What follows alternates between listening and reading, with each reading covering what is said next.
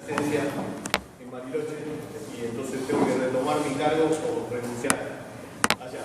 Entonces, así que bueno, un poco lo que quería que me envió Luis era que les cuente cuál fue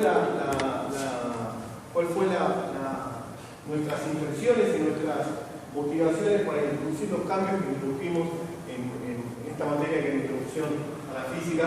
Y nosotros presentamos un proyecto y decidí poner el título de ese proyecto a la charla en los proyectos de articulación del 2014. Ese proyecto se llamaba Introducción a la Física del siglo XXI, porque es un poco lo que resume el concepto que nosotros quisimos transmitirle a los estudiantes en el 2013 y en el 2014, en las ediciones de 2013 y 2014. Esto concluyó también con un paper en Educación en Física que lo enviamos al archivo, en el archive ya está disponible, y ahora en el mes de febrero, marzo ahí, lo enviamos a la revista Enseñanza de las Ciencias, una revista que es reconocida A1 y tiene factor de impacto casi 2, lo cual para una revista de educación es bastante alto. Como les decía, este proyecto fue financiado en la edición 2014 por este proyecto de investigación, articulación, docencia e investigación de la BIE, y con ese proyecto se compró este proyector, por ejemplo, y este switch para darle internet a esta obra, que era uno de los problemas que teníamos. Así que bueno, ¿cuáles eran los objetivos que nosotros nos fijamos para el curso? ¿Sí? Porque si uno se baja el artículo, el programa de la materia, el programa está en los objetivos del curso, que son objetivos académicos. Sin embargo, lo que nosotros hicimos fue mostrarle a los estudiantes de introducción a la física qué es ser físico hoy en día. ¿Sí? No tanto concentrarnos en los aspectos académicos, sino enseñarles a los chicos qué es ser físico hoy en día. Obviamente, nos pueden dejar aprender física en el curso de física y nos orientamos, ahí sí, como dice el programa, nos enfocamos en la parte mecánica, la parte electrostática y un poco de otro. ¿Sí? Pero el lema que teníamos en el curso, si lo dijimos en el primer día del curso, era que la mejor manera de aprender física es haciendo física, que es algo que dice Walter Denning, y en ese contexto fue que orientamos toda nuestra experiencia didáctica durante el dictado del curso. ¿Sí? O sea, tratamos siempre de enfocar a los muchachos a que ellos sean actores del descubrimiento. ¿En qué sentido? Cuando uno piensa en la física, y esto es un poco una idea robada de Luis, uno está acostumbrado a pensar en los científicos como gente solitaria, un poco extraña, que trabajan solos en sus laboratorios. ¿Sí? Pero sin embargo, esta no es la visión real de la física hoy en día, por lo menos de la física, no quiero hablar de la ciencia en general. La física está orientada más que nada a trabajar en grandes grupos, en grupos colaborativos. La física se ha transformado en una ciencia colaborativa. Ahí tenemos la colaboración Atlas, la colaboración CMS, ¿sí? Esta y estas dos son dos fotos de gente que trabajan en los temas que trabajamos nosotros en investigación aquí en la UIT, que es astropartículas. Esta es la colaboración mundial, yo estoy metido por ahí entre todos esos, y aquella que está ahí es la colaboración Fermi, la del satélite Fermi. O sea, y la cosa evoluciona en este sentido, primero por la complejidad de los temas que estamos trabajando, y segundo, y también importante, porque es muy difícil convencer a una agencia financiadora que le dé $1 millón para hacer un experimento a un tipo solo, a un solo individuo. Entonces, hay que juntar mucha gente de muchas instituciones, de muchos países, para que poder acceder a la fuente de financiación como se debe hacer.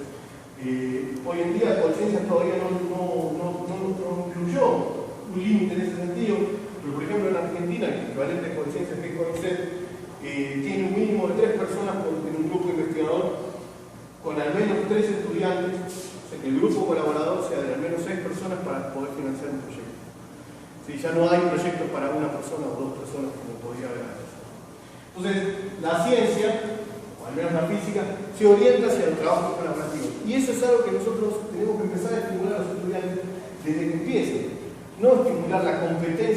estudiantes, sino incentivar la colaboración entre estudiantes.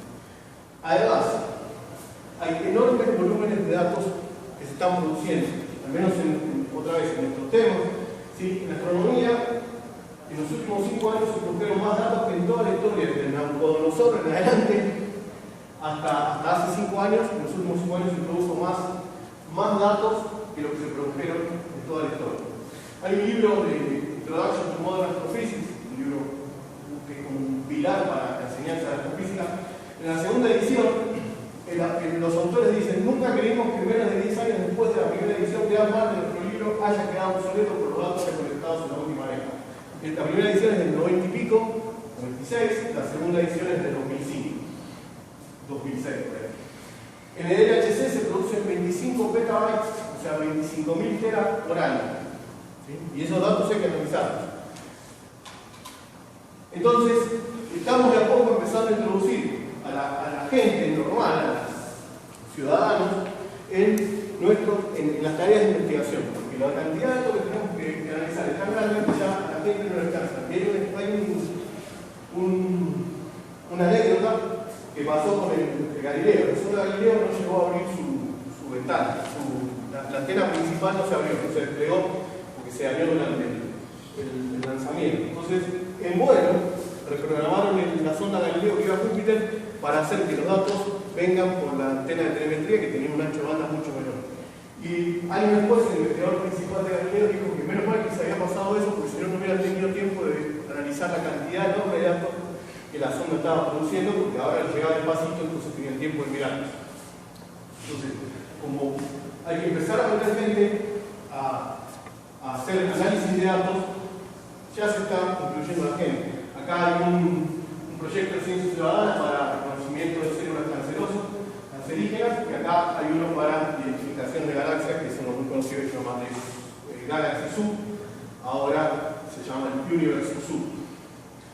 Además, hay temas que cada vez están más presentes en los diarios. Uno puede ver ahora en los diarios que hay gente que está diciendo que el aumento en la tasa de terremotos y la violencia de terremotos puede deberse a la presa de Sahel.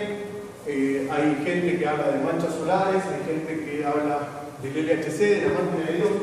O sea, hay física muy actual todos los días en la tele. ¿Sí? Entonces, cuando nuestros estudiantes vienen y ven eso en la televisión, aún los pibes del secundario, ellos tienen una visión cientificista de la naturaleza.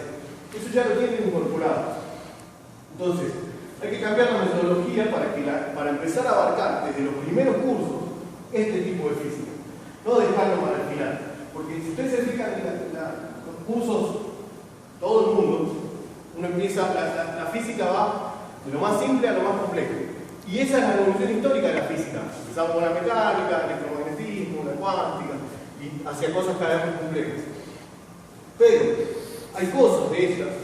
El Big Bang se puede explicar con un globo, que es algo que es una de las actividades que hemos hecho en física 1. La expansión del universo se explica con un globo perfectamente. O sea, hacer puntitos en un globo, inflar el globo y medir la distancia como función de la inflación del globo sobre la goma, te da el Big Bang y te da que no hay un centro, todas las características que sabemos que tiene el Big Bang.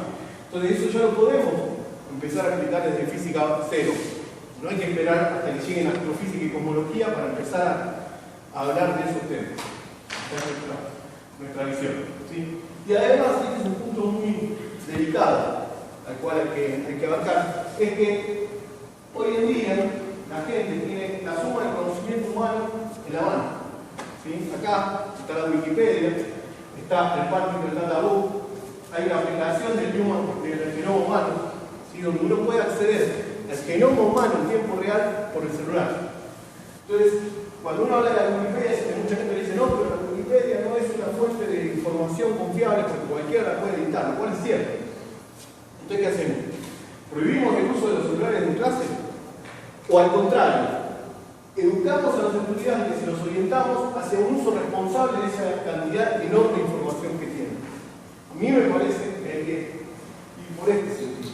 Porque que nosotros nos guste no quiere decir que la cosa nos pase. ¿Sí? ¿Cuáles son los objetivos del curso?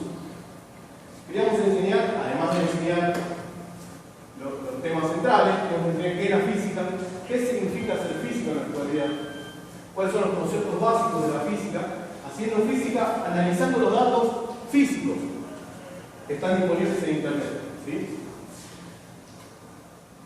Y lo más importante es empezar a cambiar la forma en cómo observamos el mundo. Todos estudiamos una carrera universitaria. Una de las grandes cosas que nos deja esa carrera es que cuando salimos vemos el mundo de otra forma. Los abogados lo verán como nosotros los abogados, los contadores como lo ven los contadores, y nosotros los físicos pasamos de eso a esto. ¿Sí? Entonces hay que empezar a introducir este concepto desde los más jovencitos, desde los primeros cursos de física. ¿Sí? Porque hacer este salto es un salto de fe, en cierto sentido. Y también requiere mucho tiempo y mucha preparación. Pero la idea es que cuando los estudiantes se reciban, vean el mundo de esta forma, pobrecitos. ¿Cuáles son las competencias a las cuales nosotros les orientamos? ¿Sí? Obviamente, estudiar las leyes de la mecánica, la electricidad, el magnetismo y la sombra. ¿Sí? Esas son las cosas que están en el programa. ¿Sí? Pero además, como estos chicos, en su mayoría, son chicos que recién entran a la universidad, acarrean todos los preconceptos que tiene nuestro lenguaje. ¿Sí?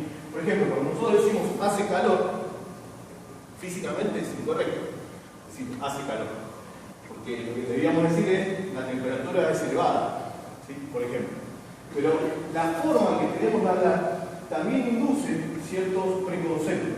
Decimos que un auto anda fuerte, no decimos que su velocidad es alta, así. ¿Sí? Entonces, hicimos un estudio bastante profundo sobre los preconceptos que tenían los estudiantes. Y lo otro es esto: que el flujo de información en la clase no es de acá para allá, sino que sea un ida y vuelta. ¿Sí? Muchas veces le decíamos a los estudiantes cuando tenían una consulta que lo busquen, por eso pusimos internet en el aula, ¿no? Que busquen en internet, a ver qué es lo que decir. De hecho, parte de las actividades que se desarrollaron en el curso es lo que llamamos un entorno SOLE.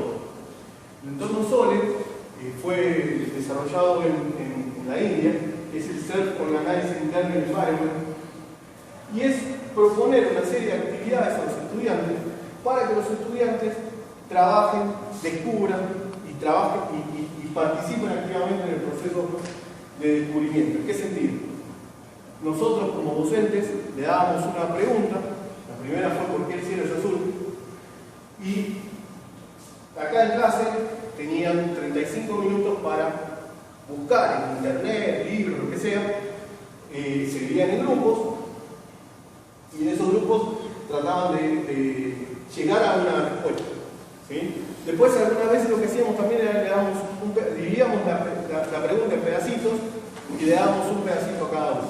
Luego, en 15 minutos, un representante de cada uno de esos grupos pasa y expone, y al final, entre todos, llegamos a una conclusión. Recién el docente entra en ese último pedacito, en la guía hacia la conclusión final.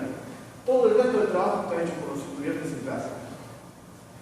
Y eso les muestra que no tienen que preguntarle al docente, porque preguntarle al docente es fácil, y para nosotros docentes, a mí personalmente me ha pasado mucho, me resulta mucho más simple darle la respuesta directamente que orientarlo al estudiante, que cada estudiante, a que él mismo desarrolle la respuesta. ¿Sí? Respecto a las competencias actitudinales, lo que hicimos fue basarnos en una penetración muy fuerte de las TIC, tecnología de información. ¿Por qué? Porque estos muchachos, a diferencia mía, por ejemplo, a diferencia de la mayoría de los docentes, que somos de una generación previa, estos pibes nacen con el celular. Ahora hay que ver a los ancianitos cómo manejan el Android, y es absolutamente natural para ellos. Imagínense 10 años después, cuando estos pibes que tienen 6 años lleguen acá a la universidad, si nosotros les vamos a seguir enseñando con el pizarrón y la tiza, la cosa va a ser muy, muy compleja para ellos. Pero tratamos de llevarlos a un terreno donde se supone que son expertos, más que nosotros, ¿sí? Que es en la penetración de las herramientas TIC. Entonces, insisto, yo he dado muchas clases de pizarrón, ¿sí? porque hay materias y materias, pero la idea era que en este curso usarlo como una especie de laboratorio para ver cómo esto lo podríamos incorporar, ¿sí? Dentro de las partes axiológicas era hacer ese cambio, empezar con ese cambio de mentalidad, mostrarles que la gravedad no es solamente la gravedad que está en el universo, en los agujeros negros y en las galaxias, sino que la gravedad también está acá. Y por ejemplo, hicimos el experimento del globo, la bomba, ¿no? De flotarse el globo y pegarlo en el techo. Pero el experimento ese es muy tonto. El mensaje no es, si yo me froto la cabeza, logro que un globo se pegue en el techo. El mensaje es que esas pequeñas cargas que yo le transfiero al globo por acción de esa frotada, logran vencer la atracción gravitatoria de toda la Tierra sobre ese globo. Así de fuerte o así de intensa es la fuerza electromagnética. Porque cuando uno le demostramos a los estudiantes que la K del globo es 9 por 10 a la 9 y la constante de Newton es 6 por 10 a la menos 11, y que entonces hay más de 10 órdenes de magnitud, eso es muy difícil transmitir el concepto de los órdenes de magnitud a alguien que recién empieza la física, a estudiar física. En cambio, si vos le decís, ese globo se queda pegado ahí, y al quedarse pegado es porque la fuerza de atracción electrostática es mayor que el peso. Decir que es mayor que el peso implica decir que la atracción entre esas poquitas cargas es mucho mayor que la atracción gravitatoria de todo el planeta Tierra sobre el globo. Eso es respecto a las propuestas axiológicas, ¿sí? Usamos un tracker. Este es un video que hicimos en el planetario. Fuimos un día al planetario y ellos con su celular pusimos el sistema Júpiter, el sistema Júpiter de las lunas, y ellos con su celular filmaron el movimiento de las lunas de Júpiter, y a partir de este video con tracker calcularon las leyes de Kepler, aplicaron las leyes de Kepler sobre ese video. Tracker es un software que permite analizar videos y marcar puntos y calcular, por ejemplo, velocidades, aceleraciones, tiempo, distancia. Una vez que uno tiene un parámetro de escala, la escala la usamos con el diámetro de Júpiter, ¿sí? Entonces, otra cosa que hicimos fue estudiar los exoplanetas como aplicación de las leyes de Kepler. Luego teníamos tópicos especiales. En los tópicos especiales hablamos sobre el consumo de energía por la humanidad, cómo eso deriva en el calentamiento climático. Hablamos sobre la electricidad en la atmósfera y hablamos sobre ondas de naturaleza usando Google Earth. Ahora vendremos un poco más en detalle.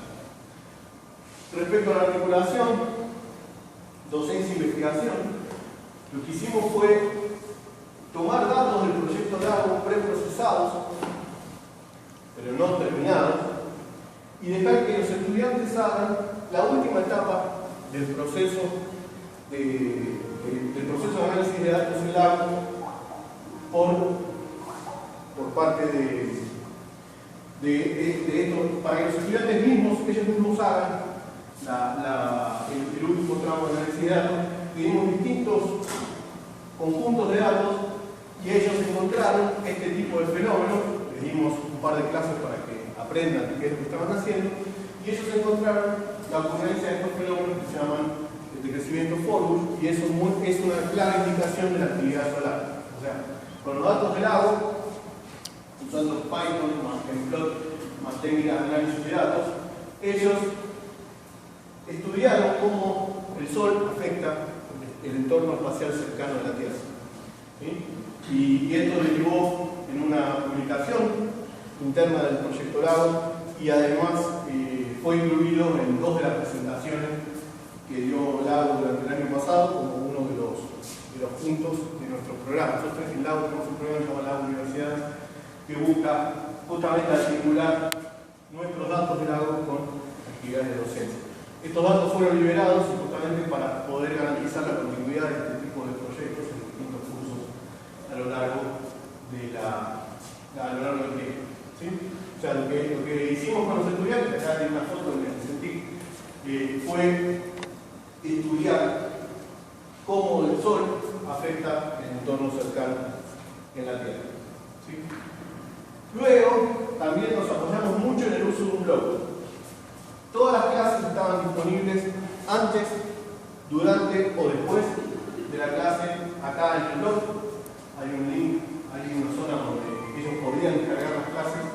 las guías de trabajos prácticos, y íbamos poniendo distintas noticias relacionadas con la física que iban apareciendo a lo largo del curso.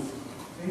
El blog está disponible y sigue estando disponible y va a quedar para el futuro. ¿Sí? Y además nos apoyamos en una estrategia de divulgación en las redes sociales.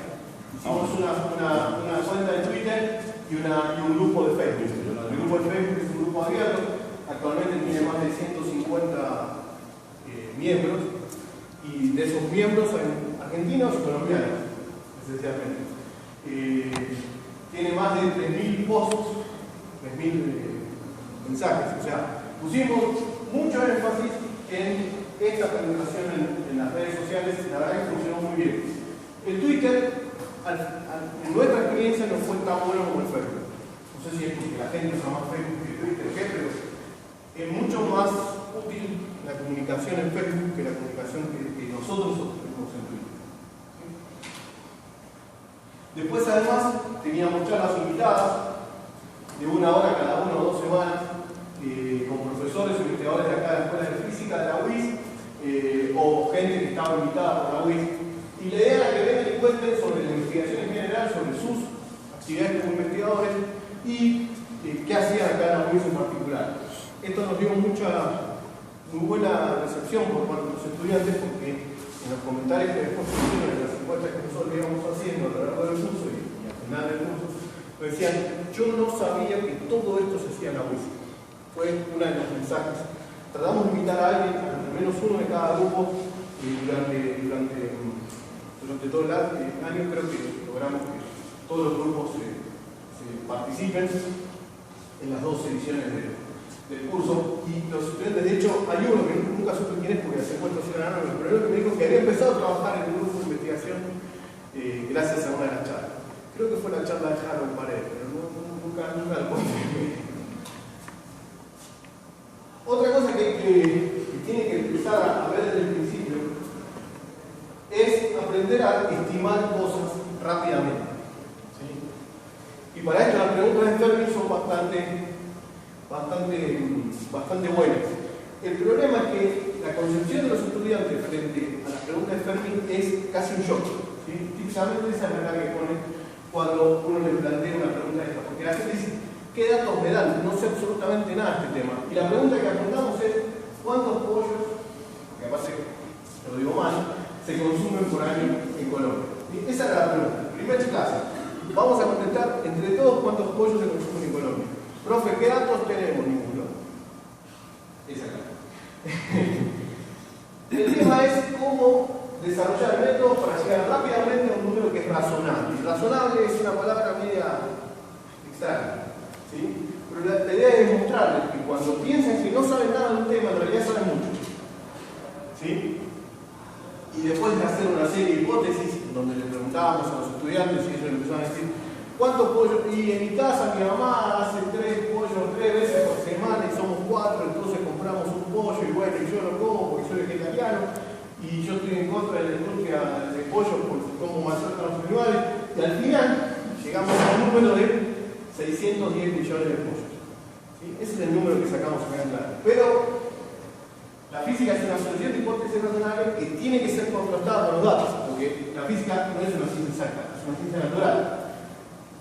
Vamos, buscamos los datos y vemos que en un año en Colombia se consumen 627 millones de pollos, que es mucho mejor que el orden de estimación que usualmente se obtiene con Fermi. Yo les puedo prometer que no sabía el número antes de hacer la cuenta. ¿Sí? Pero realmente, siguiendo una serie, tomando una muestra de 50 personas en Colombia, llegamos a ese orden de precisión con Fermi. El tema de los preconceptos que hablábamos antes. Las ciencias, el lenguaje es muy preciso. Cuando yo digo energía, es un concepto totalmente difícil de transmitir. ¿Qué es la energía? Si de hecho, si uno va a buscar los libros que es la energía, dice capacidad de realizar trabajo, los libros de física introductoria. ¿Sí? En realidad, la energía es un concepto mucho más oscuro que la capacidad de realizar trabajo. Entonces, trabajamos mucho con los estudiantes sobre empezar a hablar correctamente física. ¿Sí? Que cuando yo digo velocidad no es lo mismo que aceleración, cuando digo energía no es lo mismo que fuerza, etcétera, etcétera. apoyándonos también en las unidades. Entonces, esto que hablábamos antes de la temperatura y de la velocidad, ¿sí? Hicimos mucho hincapié, sobre todo en el tema de la energía, tratar de incorporarles a los estudiantes el concepto de energía, y nos basamos en las leyes de conservación, ¿sí? Tratamos mucho con leyes de la conservación de la energía y la conservación del momento. Después le dimos una rápida introducción a la programación, y acá tuvimos que hacer un cambio de la edición 2013 a la edición 2014, porque también vimos cosas que en 2013 teníamos que ajustar y en 2014 las ajustamos. Y era el tema de cuánto peso le damos a este tema de la programación, porque hay gente que tiene mucha facilidad y hay gente que le cuesta más el tema de la programación. Para enseñarles los pseudocódigos hablamos de recetas de cocina y el uso de herramientas en línea. Más que nada trabajamos con cosas en línea por el tema de que en el sentí que era muy difícil que nos instalen los programas que nosotros necesitábamos. Entonces eso lo resolvimos de dos formas: trabajando con entornos en línea, como Python en línea o LaTeX en línea, y haciendo una máquina virtual. Entonces ellos instalaban la máquina, descargaban el blog, la máquina virtual, la instalaban en un pendrive, y en el pendrive tenían un Ubuntu funcionando. Entonces cuando llegaban al CENTIC, desde su pendrive corrían la máquina virtual y ahí tenían todo su trabajo, los códigos de Python, el LaTeX, todo lo que necesitaban para trabajar tenían en la máquina virtual. Después sacaban la máquina virtual, se la llevaban a su casa y seguían trabajando en la misma máquina virtual de su casa. Esa fue la forma en cómo resolvimos el tema de tener Python. Y además tampoco se puede pedirle a los estudiantes que tengan su propia computadora, porque eso introduce un sesgo económico en la ecuación. Entonces, la idea era darle todos los elementos para que en el CENTIC, con su casa, los que tienen computadora, con su computadora puedan trabajar. ¿Sí? También les enseñamos a escribir en LaTeX. Siempre la forma de trabajo era darles ejemplos que funcionaban y que ellos los purifiquen. ¿Sí? Así hicimos con Python y así hicimos con LaTeX. Por ejemplo, ¿cómo se hace el arroz con leche? Esta es la receta de mi abuela para hacer, en serio, para hacer el arroz con leche, ¿sí? Y con esto, sin poner las fechas y sin estructura de decisión, es imposible hacer arroz con leche, ¿sí? Para seguir una receta de cocina, no hace falta solamente tener una lista de instrucciones, sino que hay que ver cuál es la secuencia en el flujo de información, ¿sí? Entonces, con esto introdujimos el teorema fundamental de la programación, y después, como entrega, le pedimos a ellos que nos den la receta para hacer el junte santandereano. Tengo varias recetas de junte a su disposición. Para la parte de mecánica, hicimos el camino inverso. Empezamos en los principios de conservación, porque la idea era que hablar mucho de la energía, y dedujimos las leyes de Newton a partir de los principios de conservación. O sea, hicimos el camino inverso al título. Luego hablamos de gravitación universal y las leyes de Kepler, y otra vez, a partir de la gravitación universal, dedujimos las leyes de Kepler, usando datos públicos de exoplanetas. ¿Sí? Entonces, ¿cuál fue la idea? En esta página hay muchas, hay 3 o 4. Nosotros usamos esta. De esta página uno puede bajarse los datos orbitales de los exoplanetas confirmados. Ahora, estos números van cambiando como funciona el tiempo. Ahora son como 1000 planetas confirmados y como 3000 que les faltan confirmar, ya son casi 5000.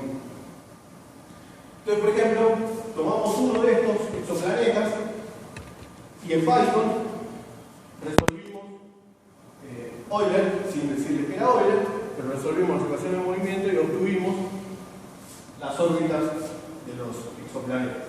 ¿Sí? Este es el que hicimos nosotros como docentes, y después ellos hicieron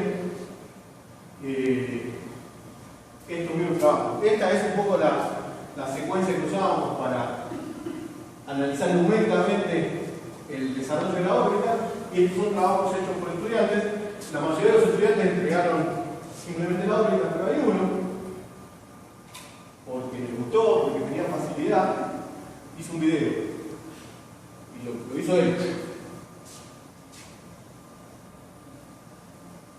¿Sí? Él agarró uno de estos exoplanetas y se hizo un videito en Python de la órbita del exoplaneta, y después, a partir de acá, se verifica que efectivamente es un elipse con el Sol en uno de los focos. Ellos haciendo análisis en Excel de los datos de la órbita que fueron calculando, ellos podían ver la segunda ley de Kepler, que van a radianes iguales en tiempos iguales, y cambiando los parámetros orbitales podían ver cómo funcionaba la tercera ley. O sea, un poco la idea fue que ellos obtengan las leyes de Kepler a partir de los datos de los exoplanetas, ¿sí? Lo mismo hicimos en la primera edición del curso, después también lo aprovechamos en la segunda. Hicimos el movimiento de una partícula confinada en una caja, una partícula clásica, ¿no? Confinada en una caja, con gravedad, sin gravedad, con distintas condiciones iniciales, como la pelotita esta iba moviéndose y rebotando en el interior de la caja. Desde los tópicos iniciales de la primera unidad, la parte mecánica, nos enfocamos, como veníamos trabajando mucho con el concepto de la energía, es eso, ¿no? ¿Cuánta energía se necesita para mantener a la humanidad en funcionamiento? Trabajamos un poquito con datos, especialmente en la parte del consumo de dióxido de carbono, ¿sí? O sea, despilfarro de energía, y usamos datos del consumo de datos públicos del dióxido de carbono en la atmósfera para estudiar y mostrar cómo desde el año 50 en adelante, que es cuando empezó la quema de combustibles fósiles de manera irrestricta, ellos estudiaron un poquito la media, el concepto de media, de la media temporal de la concentración de dióxido de carbono en la atmósfera, el sigma de esa distribución, y calculamos a cuántos sigmas son de la media histórica del último millón de años. Hoy estamos, entre paréntesis, a 10 sigmas, pero cuando dicen, no, pero eso el dióxido de carbono es un ciclo natural. Bueno, hoy estamos a 10 sigmas por arriba del ciclo natural de la concentración de dióxido de carbono. Así que claramente el efecto nuestro es importante. Y después hablamos un poco en una clase sobre las conclusiones del panel intergubernamental del cambio climático. Sí, hablamos de metrolíneas, muchas veces tenemos el metrolínea, el tercer carril, la construcción del tercer carril acá para aumentar el flujo de autos, por lo tanto aumentar la producción de dióxido de carbono. Y también enfocarnos en el tema de mi primo me dijo que un vecino de él trabaja en metrolíneas y que entonces el combustible que usan, apuntar a usar datos y no opiniones. Les enseñamos a calcular su impacto, la huella de carbono, el impacto que cada uno hace, y cada uno empezó a darse cuenta de cuál es el impacto de cada uno, ¿no? Porque todo el electromagnetismo es demasiado complejo para el curso introductorio. Y lo usamos como comparación del campo gravitatorio. Para introducir el concepto del campo nos apoyamos en lo que veníamos trabajando con los exoplanetas y demás, ¿sí? Y una de las clases fue el viaje del hombre a la Luna, de la Tierra a la Luna, ¿sí?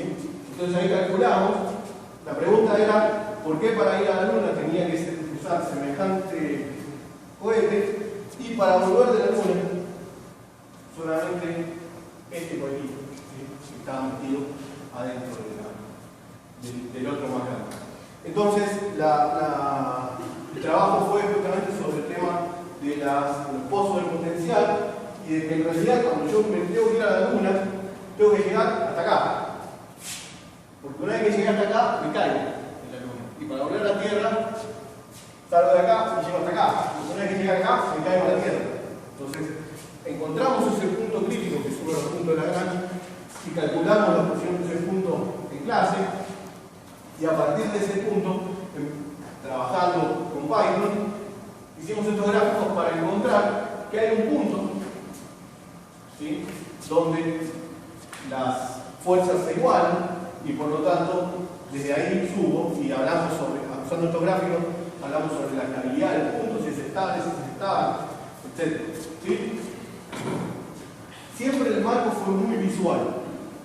¿Por qué? Porque los nativos digitales están orientados hacia la cuestión visual. Entonces, trabajamos con este tipo de animaciones. Un poco la idea del campo era decirle que yo visualizara de alguna forma que la existencia de una carga, sea gravitatoria o sea eléctrica, cambia el entorno donde vive, ¿sí? Que ya no es igual porque ahora hay una carga. Entonces, si yo muevo mi carga de prueba en distintos lugares, en realidad existe un campo, que es el campo eléctrico, que si yo pongo una carga de prueba acá, me da una fuerza, si se la pongo en otro lado, me da una fuerza diferente, ¿sí? Y usando Python podemos calcular el campo eléctrico de una carga puntual o varias cargas, ¿sí? Es decir, con superposición. Las cargas modifican el espacio y producen un campo. Si yo saco la carga de prueba, ese es el campo que produce la superposición de varias cargas. 2, una positiva, una negativa, 5 positivas. ¿Y qué pasa si pongo varias cargas alineadas? Una acá, una acá, una acá, una contra acá, una contra acá, una contra acá. ¿Sí? Y obtengo esa distribución de campos. Ahora aumento el número de cargas, ¿sí? Y lo que obtengo es un capacitor, que es más o menos así. Cuando se rompe el dieléctrico, tengo esas descargas. Y estudiamos los rayos, y estudiamos la producción de descargas atmosféricas, es algo que acá hay mucho. Por eso es que elegimos este tema, ¿sí? Porque Bucaramanga es una de las zonas más activas de producción de rayos en el mundo. Entonces, trabajamos con el capacitor atmosférico. ¿Sí? Y bueno, dejamos como... al final de cada unidad hacemos un resumen y un repaso, y en esa unidad, y en ese repaso también veíamos un poquito. Para terminar, hablamos de los fenómenos ondulatorios en el universo. Empezamos con ondas en el espacio y después las fuimos trayendo. Son los anillos de Júpiter, de Saturno, perdón. Esta es una de las lunas que están ahí, que le dicen la luna, es una luna, no me acuerdo el nombre, pero es una de las lunas ovejeras, porque gracias a la existencia de estas lunas, los anillos alcanzan estabilidad y la propagación de la luna, que son unas ondas así, produce ondas de gravedad en los anillos. ¿Sí? O la propagación de ondas en el Sol. Esto es un heliomoto, el equivalente al terremoto en el Sol, y esto es un dato, es una foto de SOHO, cómo va creciendo y se va propagando la onda. No tuvimos tiempo, pero a partir de esos datos se podría haber calculado la velocidad de propagación de las ondas y ese tipo de cosas, pero bueno, también era demasiada información. Y un trabajo práctico que hicimos allá en el CENTIC, usando Google, encontrar fenómenos ondulatorios. Este es el puerto de Buenaventura, y acá se ven, ¿no? Tomado con Google, una foto de Google, ahí se ven y después muchos pibes todavía hoy me dicen: profe, encontré una refracción en el puerto de Rotterdam, no sé qué. Entonces la gente se enganchó con esta actividad. Entonces, ya voy terminando. Algunos resultados de 2014. Una cosa que les quería mostrar, pero no me dan no se ve bien una cosa que les costaba entender, por ejemplo, estábamos en una clase en el aula 3 que se dice allá, y una cosa que les costaba entender era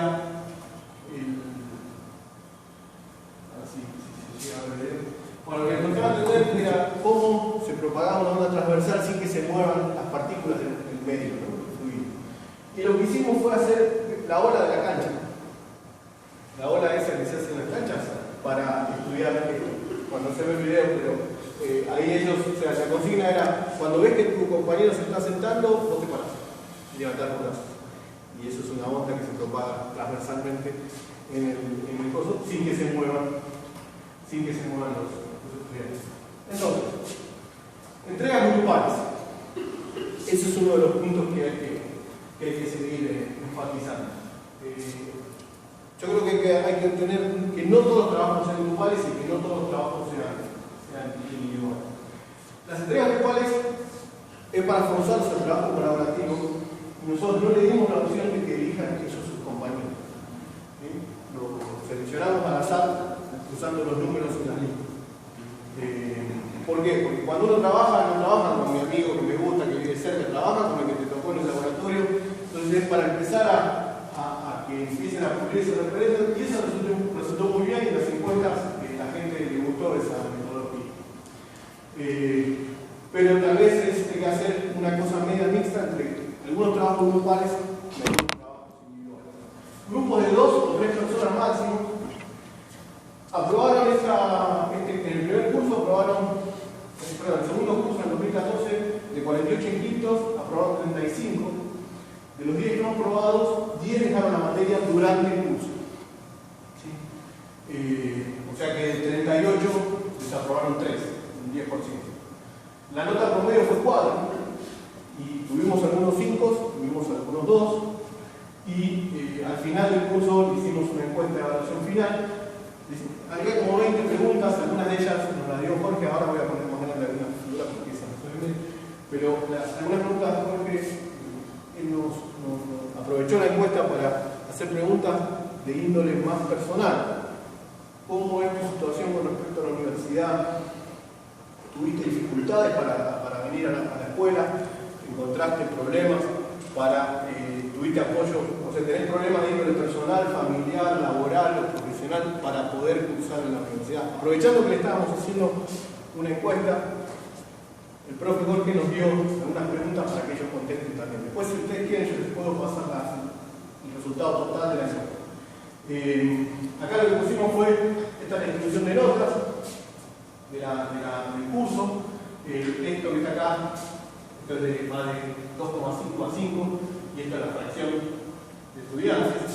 La mayoría sacó alrededor de 4, entre 3,5 y 4,5. Le dijimos que califiquen nuevamente al curso como si ellos fueran los que tenían que calificar el curso, y sacamos entre 3, 4 y 5, básicamente.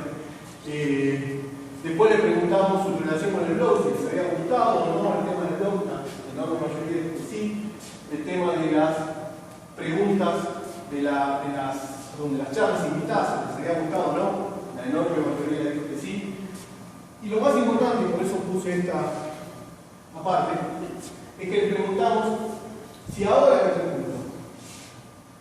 terminó el curso, se sentían más motivados a seguir estudiando esta carrera. ¿Por qué? Porque ustedes saben, porque yo, que hay muchos estudiantes que entran a la carrera de física queriendo entrar a ingeniería. Entonces les preguntamos, ahora que terminó el curso, ingenieros aquí, ahora que terminó el curso, ¿se sienten más motivados por continuar estudiando física o por estudiar física, si era su idea original? Uno de 80 y pico, que fue 2013-2014, dijo que le dio lo mismo. Pero todos los demás se vieron enormemente motivados a continuar estudiando física. ¿Sí? De hecho, casi. Este es 1,86, entre los dos cursos, 2013 y 2014. Yo creo que este gráfico es el que más nos tiene. Después podemos discutir si el diagrama de cuerpo libre, sí, no. Pero este gráfico es el que a mí en lo personal me da una enorme satisfacción personal. Así que bueno, nada más.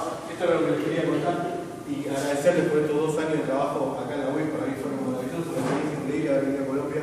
Me voy con bastante dolor de tener que irme, pero bueno, espero poder volver próximamente. Muchas gracias.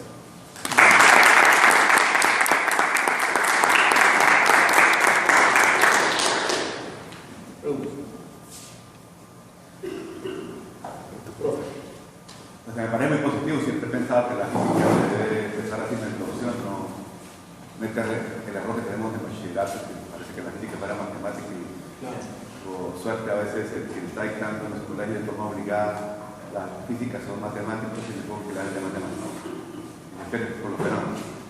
Sin embargo, realmente uno siempre, yo creo que en el pasado y en el pasado también, que uno tiende a tener enfoque hacia la línea que uno trabaja, porque en esta parte, por lo menos, como se da el enfoque, a mí me gusta la astronomía, con usted, y uno le enfoca hacia la parte que tiene.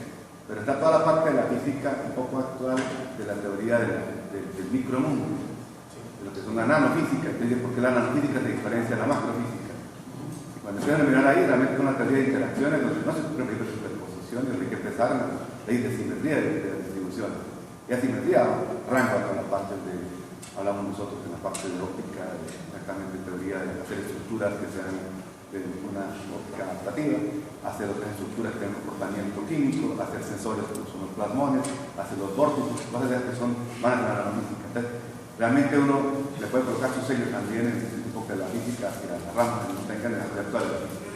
Pero bueno, es una complejidad. Lo que, para decirle solo un comentario sobre su presidente, que es muy positiva, es totalmente cierto. Pero yo no soy astrónomo, yo soy astrofísico. Pero lo que quiero decir es que nosotros nos orientamos hacia este tipo de fenómenos, porque son fenómenos clásicos. Ya bastante duro para el pibe tener que entender qué es la energía, como para encima meterle cosas como el principio de determinación, la variedad de la partícula. Entonces, como un primer approach, nos pareció que los fenómenos astronómicos son clásicos. Entonces, por eso es que hay un montón de otros fenómenos clásicos. Y por ejemplo, una cosa que hicimos un día fue, cuando lo puse acá, fue colgamos hicimos un escándalo muy grande acá en el edificio, colgamos un péndulo desde ahí hasta abajo y desde acá arriba con una escoba y llegaba casi hasta el piso con una pesa que conseguimos en el laboratorio acá, el laboratorio de física 1. Y estudiamos la oscilación del péndulo. Ellos sacaron con sus celulares y con el tracker estudiaron la oscilación del péndulo. Hice el ejemplo este que está en internet de ponérmelo en la cara así y dejarlo que siga y cuando venía pero uno confía en la conservación de la energía. Sí, y ellos filmaron y analizaron el movimiento del péndulo. Inclusive después de un tiempo la escoba esta que teníamos no era muy buena y se empezó a mover y ellos detectaron el movimiento de la escoba en cómo el péndulo iba cambiando. O sea, hay mucho para hacer desde el punto de vista clásico. Yo creo que la parte óptica es algo que necesariamente hay que incluir desde el punto de vista, por ejemplo, esto de los índices de refracción, ese tipo de cosas. El tema de las cosas cuánticas ahí del micromundo es un poco más, me parece a mí que es un poco más complejo conceptualmente. Todavía nosotros no lo entendemos.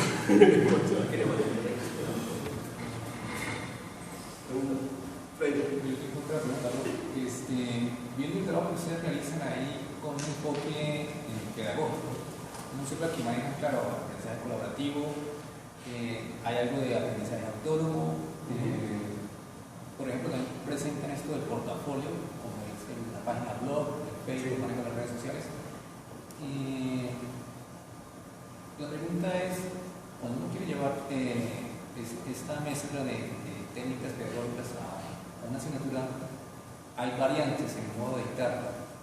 La inquietud que tengo es cómo manejar ustedes el porcentaje para las notas. Por ejemplo, en algunas materias que son teórico-prácticas se maneja un 60% de exámenes, 20% de trabajos en clases, en talleres, y otro 20% en la parte de laboratorio. En esta asignatura de introducción a la física, ¿cómo manejaron los porcentajes?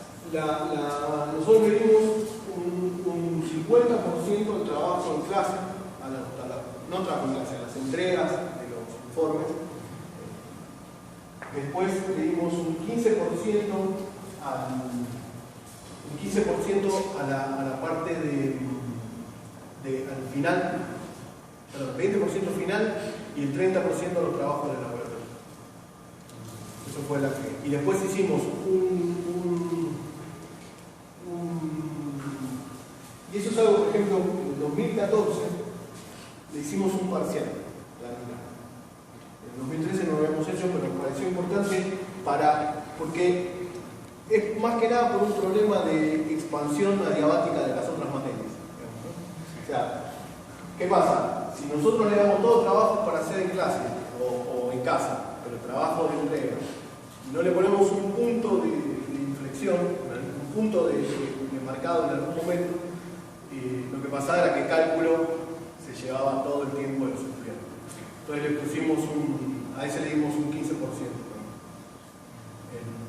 Pero eso fue algo que introdujimos en 2014, porque también es algo que pasa, los estudiantes hacen, como hicimos todos, hacemos ingeniería del reglamento, ¿sí? Y introducción a la física es una materia que tiene 6 horas por semanas, pero les da 3 créditos. En cambio, que eso es algo que tal vez habría que revisar en el futuro. En cambio, cálculo creo que les da 6 créditos. Entonces, cuando hay que estudiar, más vale estudiar. La prioridad. Claro. ¿Alguna recomendación para los cursos venideros, profe? ¿Cómo? ¿Algunas recomendaciones para los cursos venideros en función de estas dos experiencias, 2013-2014? Mira, yo lo que en los informes, en el proyecto te piden cuáles son, te piden aspectos, resultados económicos, ¿no? Para la institución. Yo lo que veo, que lo verifiqué con Cecilia, pero también uno lo ve en los pasillos, es que hay más estudiantes en la Escuela de Física Poncitos que los que había antes. Yo no sé si eso es debido solamente a esto. Yo creo que esto tiene un impacto motivador para los estudiantes que continúen estudiando física. Yo creo que lo que habría que... Uno es este, ¿no? O sea, de que los trabajos sean algunos grupales, algunos... sí. Y no imponerles un examen, al menos 1 o 2 exámenes, uno a la mitad, uno al final, de valoración. Aparte le sirve a uno para ver también cómo. O sea, nosotros en el 2014 pusimos 1 en la mitad y tal vez habría que poner uno más al final. Después uno le dará el peso que le quiere dar,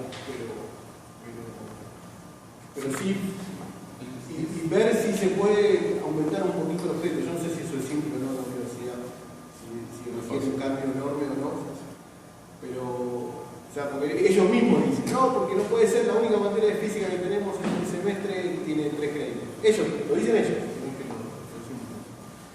Entonces, eso les motiva a que los cursos de cálculo son la estrella del semestre. De hecho, vienen y te preguntan, profe, mire el límite este, ¿cómo?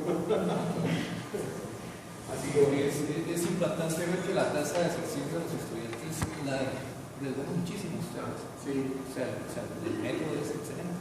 A mí me impactó los números que manejaba la universidad en la escuela de física. El 75% de deserción en el 2010. Eso es enorme. 75%. Está en ese, la UIS en cifras, tal vez creo que se llama. 67% por lo menos los últimos 5 años, 75% en el 2010 en la escuela de física. Es bastante.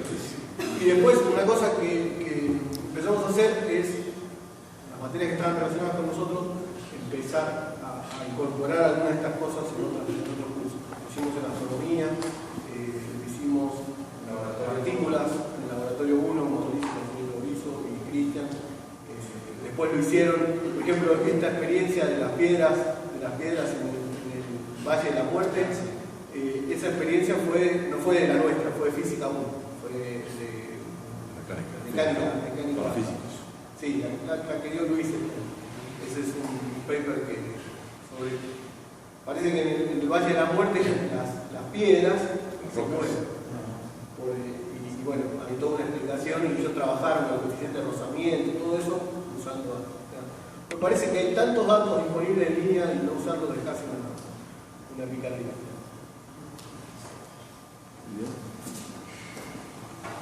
Gracias. Gracias a ustedes. Realmente les agradezco a todos.